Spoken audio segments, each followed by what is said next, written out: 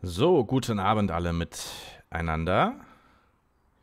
Wir sind live drauf, denn beim Thema Twitter, Elon Musk und Tesla bahnt sich hier ein neues Kapitel an, denn Elon Musk macht hier einen Überraschungsauftritt beim TED Talk und die Moderatoren haben auf Twitter durchblicken lassen, dass sie also Elon Musk heute auf dieses Thema ansprechen werden. Für uns Aktionäre wird es natürlich insbesondere darauf ankommen zu verstehen, ob Elon Musk tatsächlich bereit ist oder willens ist, Tesla-Aktien zu verkaufen, um genügend Kapital zu sammeln, um dann eben diese 90% der Twitter-Aktien, der ausstehenden Aktien zu übernehmen. Was ihr hier gerade seht, das ist ein voraufgezeichnetes Interview. Das ist also nicht das Interview, um das es geht. Also keine Sorge, ihr verpasst nichts. Das Live-Interview startet in ungefähr 2 Minuten. Also haben wir noch einen kurzen Moment Zeit. Ganz interessant fand ich hier die Meinung von Gary Black. Gary Black ist ein alter Wall Street-Veteran, der auch sehr viel über das Thema Elon Musk und Twitter twittert.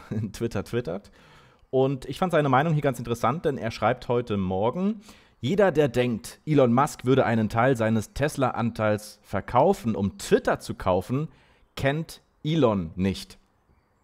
Hier würde ich schon mal Vorsicht walten lassen, denn auch Gary Black hat sich in der Vergangenheit sehr oft geirrt, wenn es darum geht, die Handlungen von Elon Musk korrekt zu prognostizieren. Er schreibt weiter: Der Gesamtwert von 90,8% der Twitter-Aktien, die nicht im Besitz von Elon sind, beträgt mit $54 pro Aktie etwa 39 Milliarden Dollar.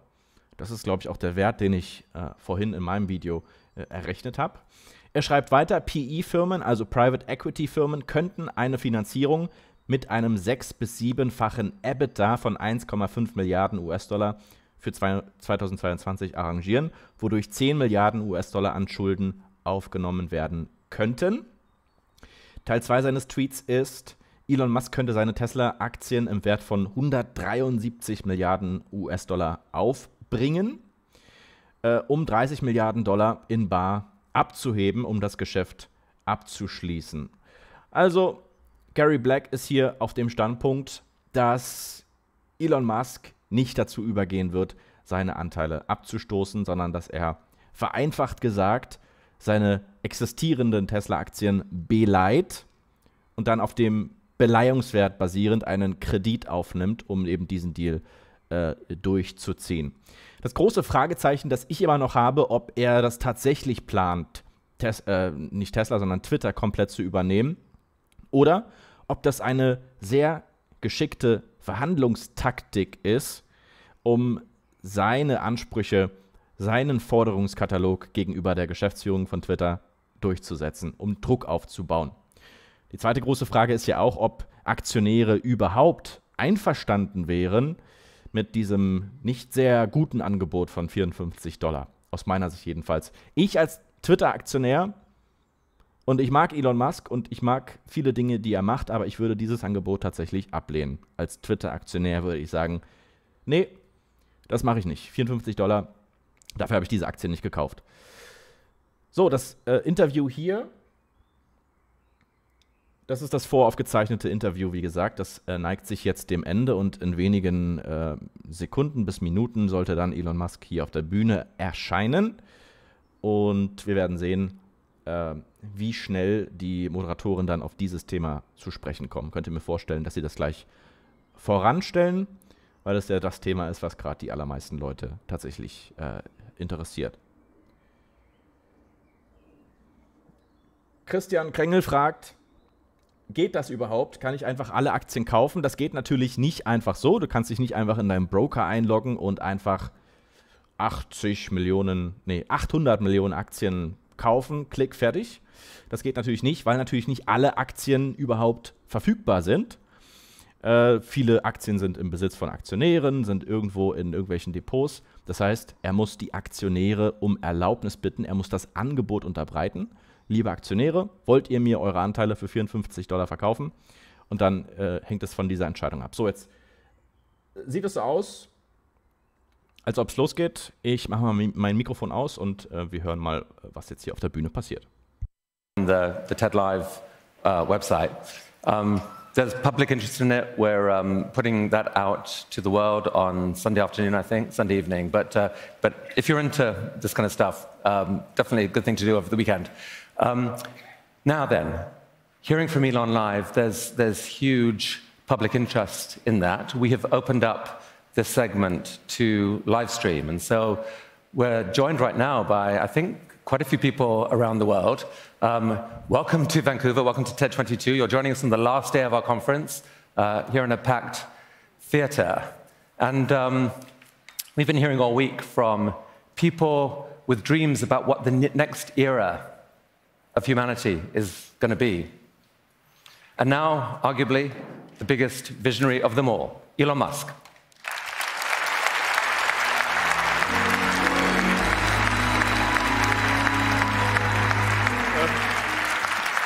Hey, Elon, welcome. So, Elon, a few hours ago, you made an offer to buy Twitter. Why?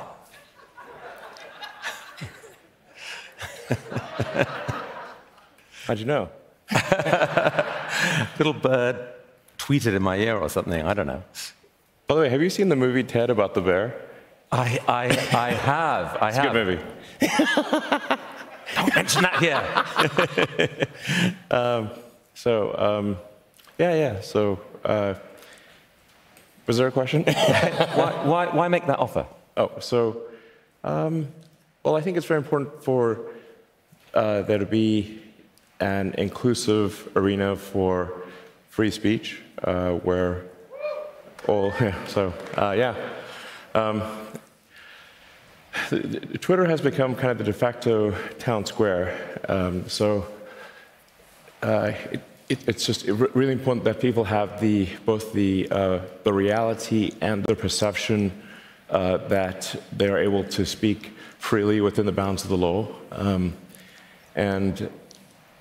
So one of the things that I believe Twitter should do is open source the algorithm and make any changes to people's tweets. If they're emphasized or de-emphasized, that action should be made apparent so anyone can see that action has been taken. So there's no sort of behind-the-scenes manipulation, either algorithmically or manually. But last week when we spoke, Elon, I asked you whether you were thinking of taking over. You said, no way. You said, I do not want to own Twitter. It is a recipe for misery. Everyone will blame me for everything. What on earth changed? No, I think everyone will still blame me for everything. Yeah. If I acquire Twitter and something goes wrong, it's my fault, 100%. I think there will be quite a few errors, yes. It will be miserable, but you still want to do it. Why? I mean, I hope it's not too miserable, but I just think it's important to the it's important to the function of democracy. It's important to the function of the United States as a free country and many other countries, and to help freedom in the world more broadly than the U.S. And so I think I think there's the risk, civilizational risk, is decreased if Twitter, the more we can increase the trust of Twitter as a public platform. And so I do think this will be somewhat painful, and I'm not sure that I will actually be able to acquire it. And I should also say the intent is to retain as many shareholders as is allowed by the law in a private company, which I think is around 2,000 or so. So it's not like it's definitely not from the standpoint of let me figure out how to monopolize or maximize my ownership of Twitter, but we'll try to bring along as many shareholders as we're allowed to. You don't necessarily want to pay out 40 or whatever it is $1 billion in cash. You'd like them to come with you in the yeah, but I mean, I could technically afford it. I heard that. I heard that. But what I'm saying is this is not a way to sort of make money. I think it's just that I think this could, my strong intuitive sense is that having a public platform that is maximally trusted and broadly inclusive is extremely important to the future of civilization. But you've described yourself. I don't care about the economics at all. Okay, that's cool to hear. This is not about the economics. It's for the moral good that you think it will achieve. You've described yourself, Elon, as a free speech absolutist. But does that mean that there's literally nothing that people can't say and it's okay? Well, I think, obviously, Twitter or any forum is bound by the laws of the country that it operates in. Obviously, there are some limitations on free speech in the US, and of course, Twitter would have to abide by those rules. So you can't incite people to violence, like like a direct incitement to violence. You can't do the equivalent of crying fire in a movie theater, for example. No, that would be a crime. Yeah, right. It should be a crime. But here's the challenge: is that it's such a nuanced difference between different things. So there's incitement to violence. Yeah. That's a no if it's illegal. There's hate speech, which some forms of hate speech are fine. I hate spinach. I mean, if it's sautéed in a, cream sauce, it can be quite nice. But the problem is, so let's say someone says, okay, here's one tweet: I hate politician X. Yeah. Next tweet is, I wish politician X wasn't alive, as some of us have said about Putin right now, for example. So that's legitimate speech. Another tweet is, I wish politician X wasn't alive, with a picture of their head with a gun sight over it. Or that plus their address. I mean, at some point, someone has to make a decision as to which of those is not okay. Can an algorithm do that? Or surely you need human judgment at some point? No, I think, like I said, in my view, Twitter should match the laws of the country, and really, that there's an obligation to do that. But going beyond that, and having it be unclear who's making what changes to where, having tweets sort of mysteriously be promoted and demoted with no insight into what's going on, having a black box algorithm promote some things and not other things, I think this can be quite dangerous. So the idea of opening the algorithm is a huge deal, and I think many people would welcome that, of understanding exactly how it's making the decision. And critique it. And critique like improve it. What I mean is I think the code should be on GitHub, So then, so people can look through it and say I see a problem here. I don't agree with this. They can highlight issues, right. Suggest changes in the same way that you sort of update Linux or Signal or something like that, But as I understand it, at some point right now, what the algorithm would do is it would look at, for example, how many people have flagged a tweet as obnoxious, and then at some point a human has to look at it and make a decision as to, does this cross the line or not? That the algorithm itself can't, I don't think yet, tell the difference between legal and okay and definitely obnoxious. And so the question is, which humans make that call? I mean, do you have a picture of that? Right now, Twitter and Facebook and others, they've hired thousands of people to try to help make wise decisions. And the trouble is that no one can agree on what is wise. How do you solve that? Well, I think we would want to err on this. If in doubt, let the speech, let it exist. It would have, if it's a gray area, I would say let the tweet exist. But obviously, in a case where there's perhaps a lot of controversy, that you would not want to necessarily promote that tweet. So I'm not saying that I have all the answers here, but I do think that we want to be just very reluctant to delete things and have just be very cautious with permanent bans. You know, timeouts I think are better than sort of permanent bans, and but just in general, like I said, how it won't be perfect, but I think we wanted to really have, like I said, the perception and reality that speech is as free as reasonably possible. And a good sign as to whether there is free speech is someone you don't like allowed to say something you don't like. And if that is the case, then we have free speech. And it's damn annoying when someone you don't like says something you don't like. That is a sign of a healthy, functioning, free speech situation.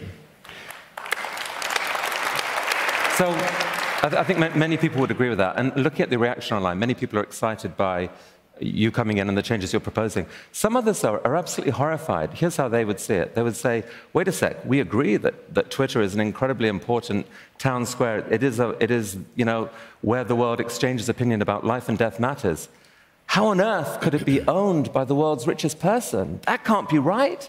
So how do you, I mean, what's the response there? Is there any way that you can distance yourself from the actual decision-making that matters on content in some very clear way that is convincing to people?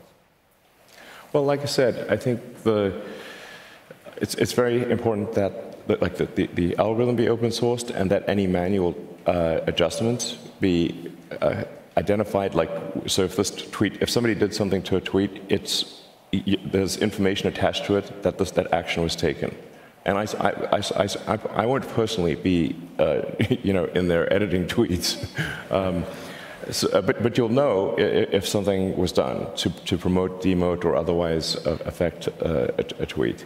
You know, as for media sort of ownership, I mean, you've got, you know, Mark Zuckerberg owning Facebook and Instagram and WhatsApp, and with a share ownership structure that will have Mark Zuckerberg the 14th still controlling those entities. Like literally. Well, certainly we won't have that at Twitter. If you commit to opening up the algorithm, that definitely gives some level of confidence. Yes. Talk about some of the other changes that you proposed. So the edit button, that's definitely coming. If you have your way. Yes. Yeah. And how do you? I think. I mean, one. Frankly, a top priority I would have is eliminating the spam and scam bots and the bot armies that are on Twitter. You know, I think these influence they make the product much worse. If I had a Dogecoin for every crypto scam I saw, we'd have more, you know, 100 billion Dogecoin. So. Do you regret sparking a sort of storm of excitement over Doge and, you know, where it's gone, or? I mean, I think Doge is fun, and, you know, I've always said don't bet the farm on Dogecoin, FY. Right. You know. But I think it's I like dogs and I like memes, and it's got both of those. And but just on the edit button, how do you get around the problem of, so someone tweets Elon rocks and it's tweeted by 2 million people, and then after that they edit it, so Elon sucks, and then all those retweets, they're all embarrassed, and how do you avoid that type of changing of meaning so that retweeters are exploited? Well, I think you know, you'd only have the edit capability for a short period of time, and probably the thing to do upon the edit would be to zero out all retweets and favorites. Okay. I'm open to ideas, though. You know.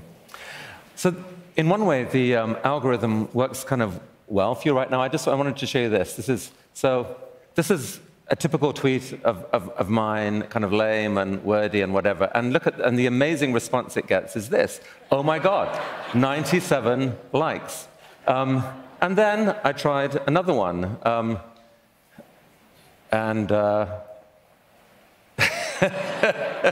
29,000 likes. So the algorithm, at least seems to be at the moment, you know, if Elon Musk expand to the world immediately. Not bad, right? Yeah, I guess so. I mean, that's good, cool. I mean, but you've... So help us understand how it is you've built this incredible following on Twitter yourself, when, I mean, some of the people who love you the most look at some of what you tweet and they think it's somewhere between embarrassing and crazy. Some of it's amazing. I mean, it is a little... Yeah. but is that actually why it's worked, or why has it worked?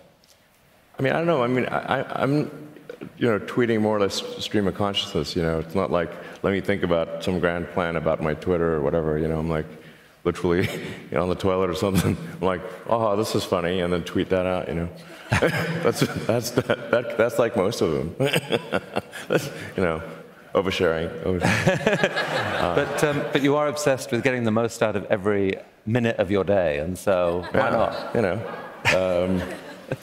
So I don't know. I just like try to tweet out like things that are interesting or funny, or you know, and then people seem to like it. So if you are unsuccessful, actually, before I ask that, let me ask this. In fact, I don't. Yeah. So how can I say? Is funding secured? I have sufficient assets to complete the. This is not a forward-looking statement. Blah blah blah. But I have. I mean, I can do it if possible. Right. I mean,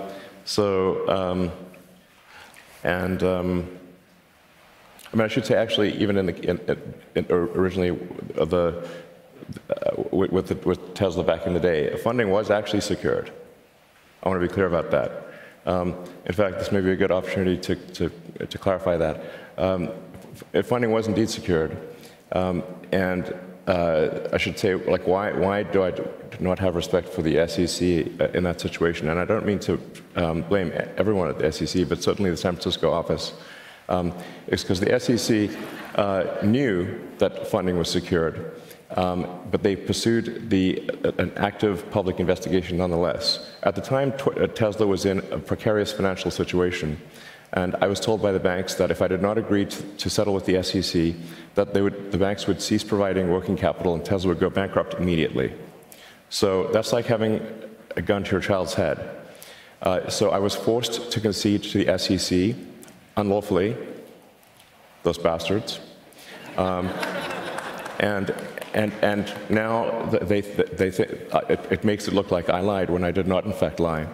I was forced to admit that I lied to save Tesla's life, and that's the only reason. Given what's actually happened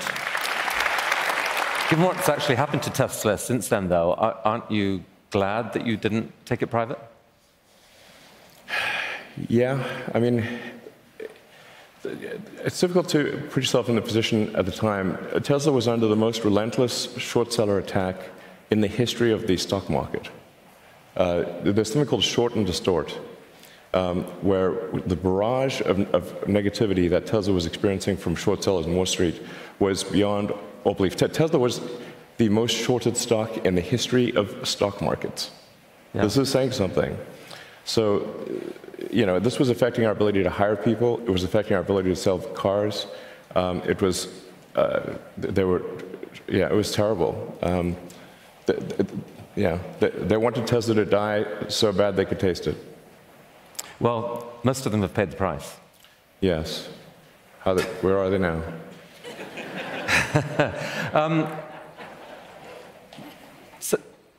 So that was a really strong statement. I mean, obviously, a lot of people who support you, I would have thought, would say, you have so much to offer the world on the upside, on the vision side. Don't waste your time getting distracted by these battles that bring out negativity and make people feel that you're being defensive. Or like, people don't like fights, especially with powerful government authorities. They'd rather buy into your dream. Do you like? Aren't you encouraged by people just to edit that temptation out and go with the bigger story? Well, I mean, I would say, like, you know, I'm somewhat of a mixed bag. You know, I mean. Well, you're a fighter, and you don't like to lose, and you are determined that you don't. Basically, I mean, you are. Sure, I don't like to lose. I'm not sure many people do. But the truth matters to me a lot. Really, like, sort of pathologically, it matters to me.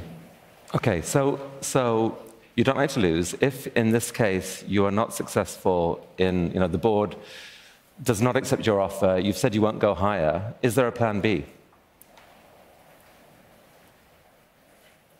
There is.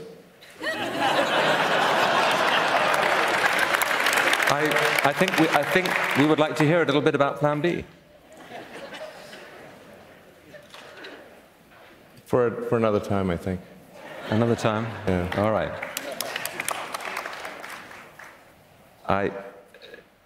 That's a nice tease. All right. So I would love to try to understand this brain of yours more, Elon.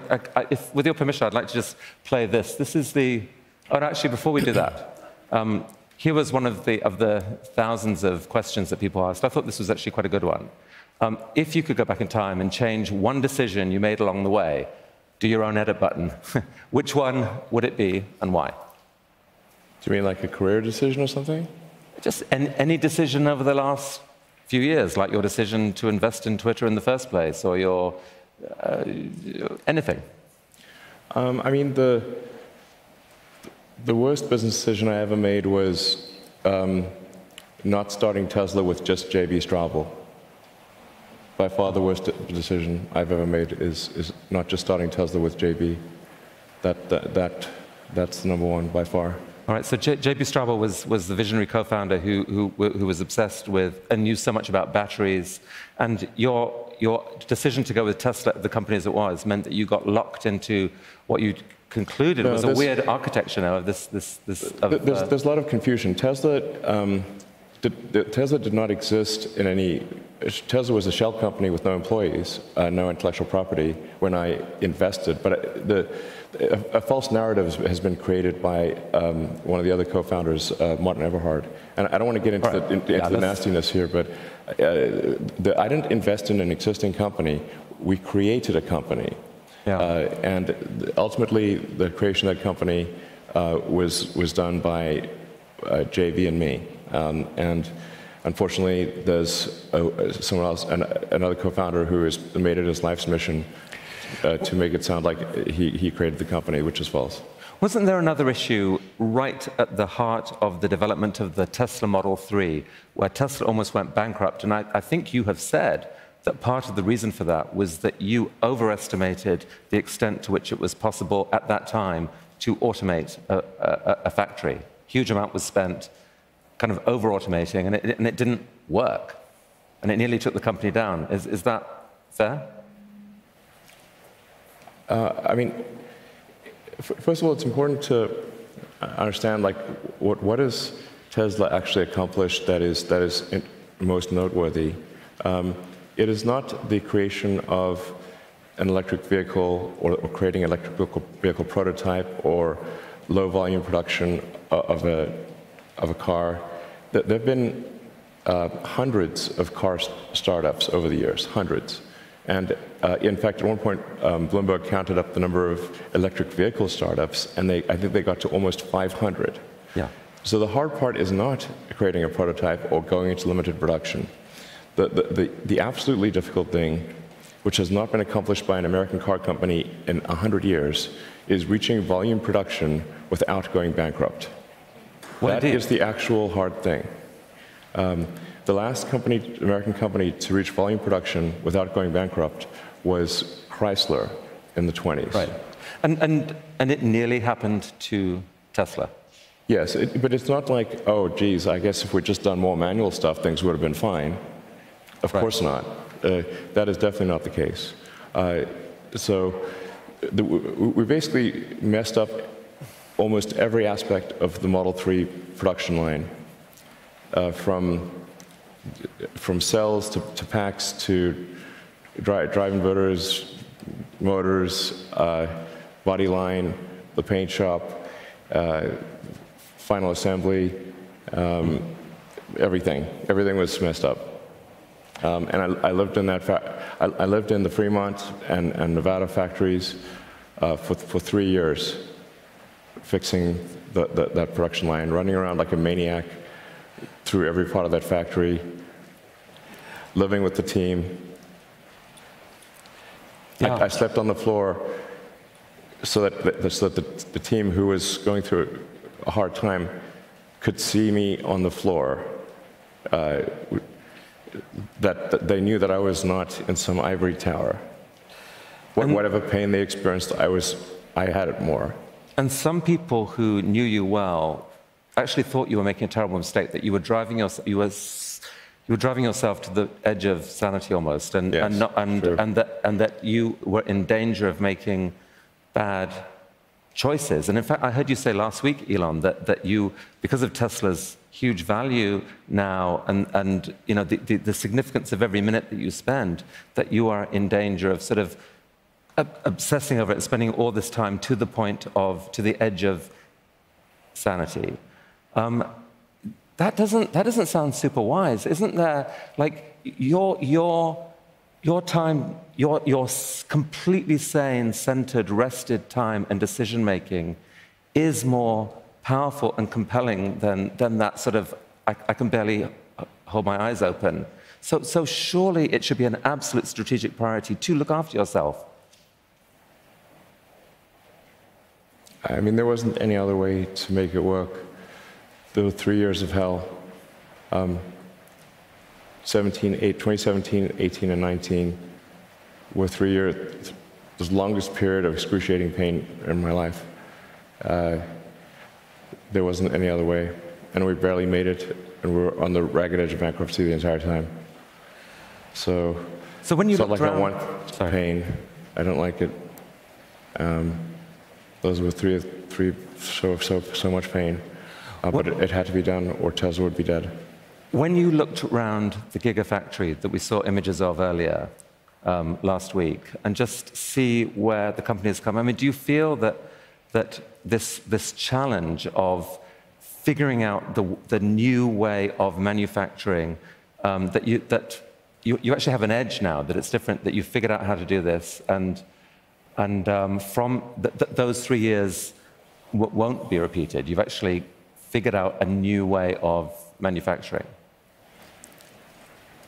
At this point, I think I know more about manufacturing than anyone currently alive on Earth. Tweet that. Yeah. I can tell you how every damn part in that car is made. It's basically, if you just live in the factory for 3 years and just, that was nice. Sort of that was poignant note or something. Someone wants to compose a symphony to that expression of confidence, something like that. I have no idea what that is. Anyway, yeah, every aspect of a car, 6 ways to Sunday, I know. I mean, you talk about scale right now. You're in the middle of writing your new master plan, and you've said that scale is at the heart of it. Why does scale matter? Why are you obsessed with it? What are you thinking? Yeah, well, see, in order to accelerate the advent of sustainable energy, there must be scale, because we've got to transition a vast economy that is currently overly dependent on fossil fuels to a sustainable energy economy, one where the energy is, yeah, I mean, we got to do it. So the energy's got to be sustainably generated with wind, solar, hydro, geothermal. I'm a believer in nuclear, as Isabel, I think, gave a talk about. And then since solar and wind is intermittent, you have to have stationary storage batteries. And then we're going to transition all transport to electric. If we do those things, we have a sustainable energy future. The faster we do those things, the less risk we put to the environment. So sooner is better, and so scale is very important. you know, it's not about press releases. It's about tonnage. What was the tonnage of batteries produced, and obviously done in a sustainable way? And our estimate is that approximately 300 terawatt hours of battery storage is needed to transition transport, electricity, and heating and cooling to a fully electric situation. Others there may be some different estimates out there, but our estimate is 300 terawatt hours. Yeah. So we dug into this a lot in the interview that we recorded last week, and so people can go in and hear that more. But I mean, the context is, that is, I think, about 1,000 times the current install battery capacity. I mean, the scale-up needed is breathtaking, basically. Yeah. So your vision is to commit Tesla to try to deliver on a meaningful percentage of what is needed, yes. and call on others to do the rest. That this is a task for humanity to massively scale up our response to change yes. the energy grid. Yes, it's like basically how fast can we scale and encourage others to scale to get to that 300 terawatt hour installed base of batteries. Right. And then, of course, there'll be a tremendous need to recycle those batteries, which is, and it makes sense to recycle them because the raw materials are like high-grade ore. So people shouldn't think, well, there'd be this big pile of batteries. No, they're going to get recycled because even a dead battery pack is worth about $1,000. So, but this is what's needed for a sustainable energy future. So we're going to try to take a set of actions that accelerate the day of and bring the day of a sustainable energy future sooner. Okay. There's going to be huge interest in your master plan when you publish that.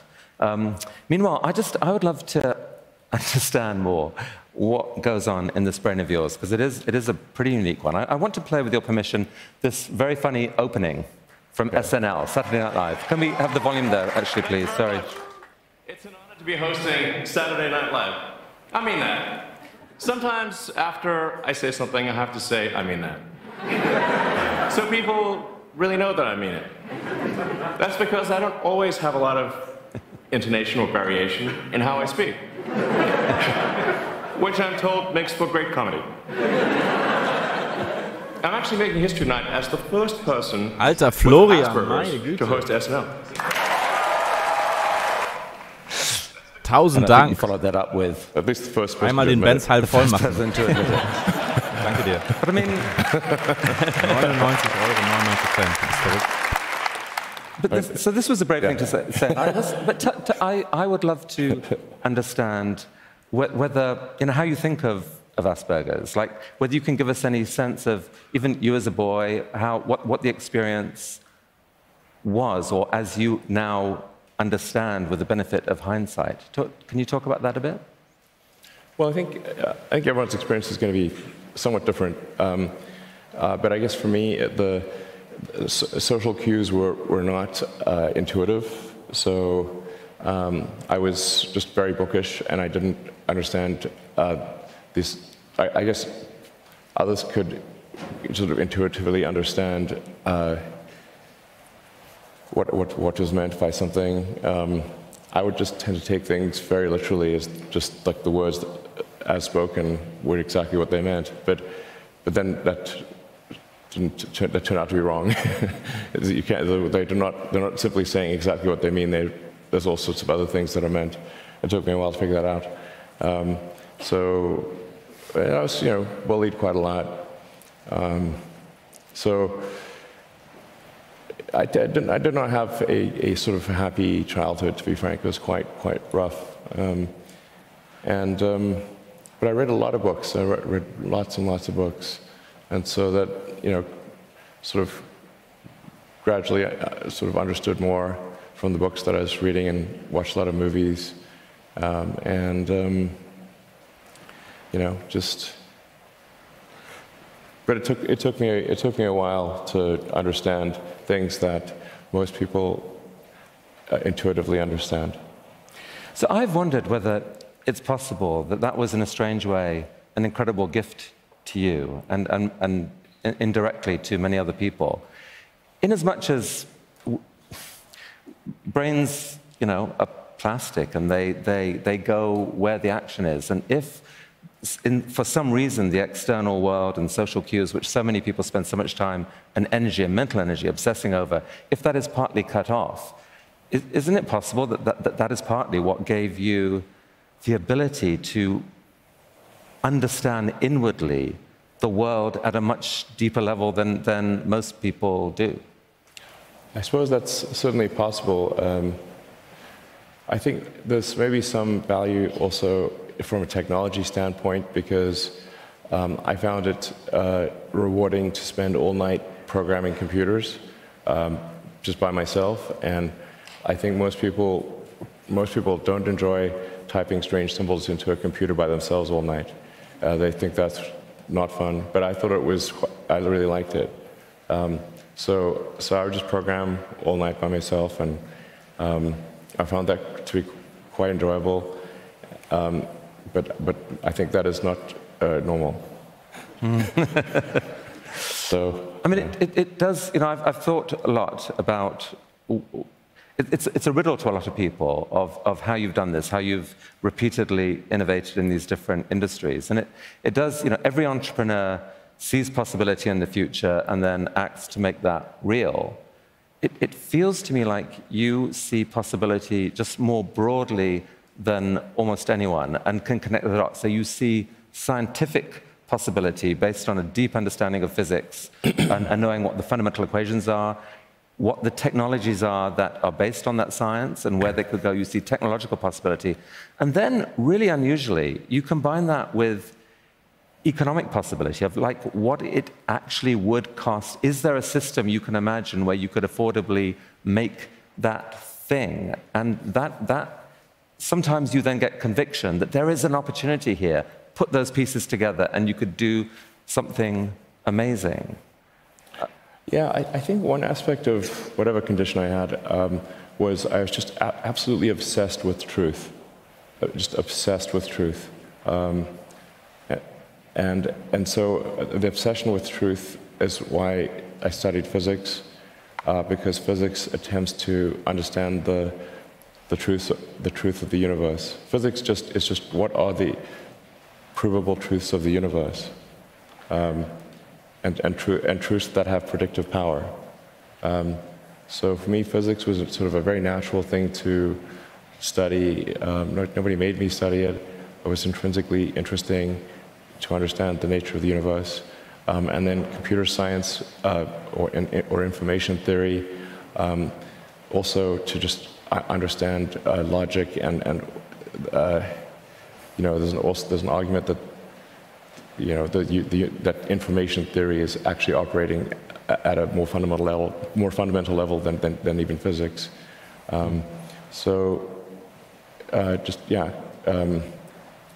Physics and information theory were really interesting to me. So when you say truth, I mean it's not like some people. So what you're talking about is the truth of the universe, like the fundamental truths that drive the universe. It's like a deep curiosity about what this universe is, why we're here, simulation. Why not, we don't have time to go into that. But I mean, you're just deeply curious about what this is for, what this is, this whole thing. Yes, I mean, I think the why of things is very important. I actually, when I was young teens, I got quite depressed about the meaning of life, and I was trying to sort of understand the meaning of life, reading religious texts and reading books on philosophy. And I got into the German philosophers, which is definitely not wise if you're a young teenager, I have to say. It can be a bit dark. Much better read as an adult. And then actually I ended up reading The Hitchhiker's Guide to the Galaxy, which is actually a book on philosophy, just sort of disguised as a silly humor book, but actually it's actually a philosophy book. And Adams makes the point that it's actually the question that is harder than the answer. He sort of makes a joke that the answer is 42, That number does pop up a lot. And 420 is just 10 times 42. 10 times more significant than 42. Okay. There's you can make a triangle with 42 degrees and two 69s.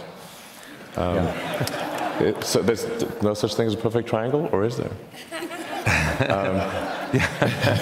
But even more important than the answer is the questions. That was the whole theme of that book. I mean, is that yes, basically how you see meaning then? That it's the pursuit of questions. Yeah. So I have a sort of a proposal for a worldview or a motivating philosophy, which is to understand what questions to ask about the answer that is the universe. And to the degree that we expand the scope and scale of consciousness, biological and digital, we will be better able to ask these questions, to frame these questions, and to understand why we're here, how we got here, what the heck is going on. And so that is my driving philosophy, is to expand the scope and scale of consciousness that we may better understand the nature of the universe. Elon, one of the things that was most touching last week was seeing you hang out with your kids. Here's, if I may... It looks vaguely like a ventriloquist dummy there. I mean, how do you know that's real? So that's X, and you know, it was just a delight seeing you hang out with him. And sure. What's his future going to be? I mean, I don't mean him personally, but the world he's going to grow up in. What future do you believe he will grow up in? Well, I mean, a very digital future. A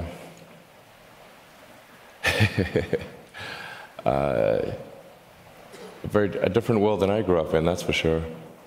But I think we want to obviously do our absolute best to ensure that the future is good for everyone's children, and that that the future is something that you can look forward to and not feel sad about. You know, you want to get up in the morning and be excited about the future, and we should fight for the things that make us excited about the future. You know, the future cannot just be about one miserable thing after another, solving one sad problem after another. There got to be things that get you excited, like you want to live. These things are very important. We should have more of it. And it's not as if it's a done deal. Like it's all to play for. Like the future may be horrible. Still, there are scenarios where it is horrible, but you see a pathway to an exciting future, both on Earth and on Mars and in our minds through artificial intelligence and so forth. I mean, in your heart of hearts, do you really believe that you are helping deliver that exciting future for X and for others? I mean, I'm trying my hardest to do so. I love humanity, and I think that we should fight for a good future for humanity, and I think we should be optimistic about the future and fight to make that optimistic future happen.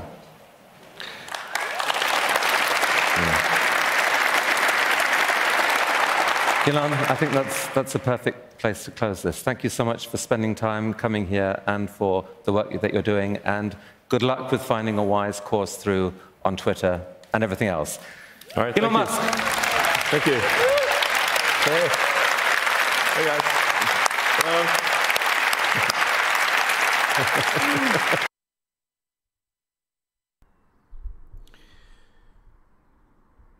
So, das war's.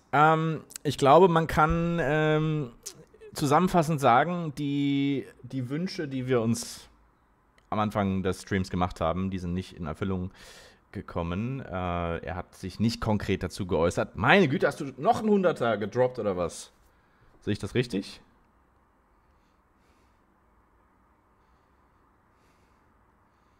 Nee, keine Ahnung. Es wird nur irgendwie auf meinem Handy gerade doppelt angezeigt. Keine Ahnung, ob man das sieht. Muss ein Bug sein. Oder hast du nochmal 100 geschickt? Verrückter Typ. Auf jeden Fall, was hat er denn gesagt? Er hat am Anfang gesagt, er hat genug Assets. er ist technisch in der Lage, Twitter komplett zu kaufen. Und falls das Angebot vom Board abgelehnt wird, dann gibt es einen Plan B. Ich glaube, das sind die einzigen 3 Informationsschnipsel, die wir in diesem Interview speziell zu diesem Thema erfahren haben. Hat er was zu Lucid gesagt? Ich glaube, er hat gar nichts zu Lucid gesagt. Ich glaube, er hat in seinem ganzen Leben erst 2 oder 3 Mal was zu Lucid gesagt. Ich kenne jedenfalls nicht viele Zitate von Elon Musk zum Thema Lucid Motors. Klasse, ich bin erst zur Zusammenfassung da. Marcel, du kannst auch einfach zurückspulen. Das ist ja hier problemlos möglich auf YouTube, dass du einen aufgezeichneten Livestream einfach zurückspulst und von vorne schaust, wenn du dazu Lust hast. Was haben wir hier noch? Reinhold. Reinhold ist hier Tesla kritisch unterwegs und stellt die Bewertung von Tesla in Frage. Klar, das ist legitim, Reinhold. Ich würde dir empfehlen, dass du dich mit Bewertungsmodellen für Tesla beschäftigst. Die findest du zum Beispiel auf meinem Kanal. Da gibt es aber auch viele andere Quellen, wo du sehr genau vorgerechnet bekommst, warum Tesla tatsächlich den Börsenwert hat, den es heute hat und warum der Börsenwert auch noch weiter steigen könnte und höchstwahrscheinlich wird. Denn der große Fehler, den ja immer noch sehr viele machen, ist Tesla als Autobauer zu klassifizieren, obwohl im Grunde Tesla ein ganz anderer Schnack ist, eine ganz andere Kategorie von Unternehmen, die viele Dinge ganz anders machen als die herkömmlichen Autobauer, ja, die sich also von zig Zulieferern Teile von der Stange kaufen, das dann irgendwie in ihren Werken höchst ineffizient und sehr kostenintensiv zusammenbasteln. Tesla geht da halt anders ran. Sie sind vertikal integriert, das heißt, sie versuchen möglichst viel der Wertschöpfung im eigenen Haus abzudecken. Das geht nicht nur über die Chips und die Software und die Akkupacks und die Zellen, sondern das geht hin bis zum Leder der Sitzbezüge, dem veganen Fake-Leder der Sitzbezüge. Also sie versuchen möglichst viel der Wertschöpfung sich selbst in die Tasche zu stecken und machen das eben höchst effizient. Beispielsweise der Volkswagen ID.3, der wird in Wolfsburg in 30 Stunden gebaut, während das Tesla Model 3 in 10 Stunden gebaut wird, das heißt in einem Drittel der Zeit. Klar könnte man jetzt sagen, ja gut, das sieht man dann ja halt auch an der Qualität von Tesla und an den Spaltmaßen und pipapo. Das ist nochmal ein ganz anderes Thema und das ist auch ein Thema, was sich in den letzten Jahren stark verbessert hat. Also wenn man sich die Qualität der Fahrzeuge anschaut, der frühen Model 3s aus den USA und das vergleicht mit den Model 3s aus Shanghai, dann sieht man, welche Quantensprünge da in Bezug auf die Qualität gemacht wurden.